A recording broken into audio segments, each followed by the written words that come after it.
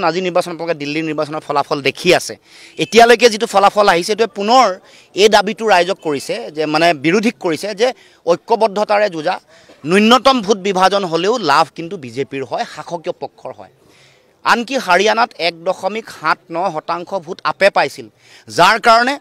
যি মানে সৰকাৰ বিৰোধীয়ে গঠন কৰিব লাগিছিল কংগ্ৰেছৰ নেতৃত্বত হেতু নহয় বিজেপিৰ পক্ষত গল গতিকে আজিও সময় আছে এতিয়া সকলোৱে বাস্তৱ পৰিস্থিতি অনুধাৱন কৰিব লাগিব সকলো কথা উপলব্ধি কৰি সিদ্ধান্ত সঠিক আৰু শুদ্ধ সিদ্ধান্ত ল'ব লাগিব সেই কাৰণে মই বাৰে বাৰে কৈ আহিছো আমি অকমান এৰা ধাৰা বুজা পৰাৰ মাজেৰে ব্যক্তি স্বাৰ্থ দলীয় স্বাৰ্থ উদ্ধলৈ গৈ জনতাৰ যেটো আহ্বান জনতাই বিজেপিৰ এই অপহাসনৰ পৰা পৰিত্ৰাণ বিচাৰিছে সাম্প্ৰদায়িকতা ঘৃণা সংকীৰ্ণতাই সমাজ ভাঙিছে হাতামপুৰুষীয়া ঐক্য সমন্বয় সম্প্ৰীতিৰ বৰ ভেটি ভাঙিছে শংকৰ আৰু আজানৰ আদৰ্শত কুঠাৰাঘাত কৰিছে তেনে সময়ত আমাৰ ৰাইজে বিচৰা যিখন সমাজ সেইখন সমাজ যদি পুনৰ ঘূৰাই আনিব লাগে তেতিয়া হলে বিজেপিক উৎখাত কৰিবৰ কাৰণে প্ৰয়োজনীয় যেটো দায়িত্ব আৰু অনকৌশল হেতু হল একতা ঐক্যবদ্ধতাৰে যুঁজ দি বিজেপিক অসমৰ মাটিৰ পৰা উৎখাত কৰা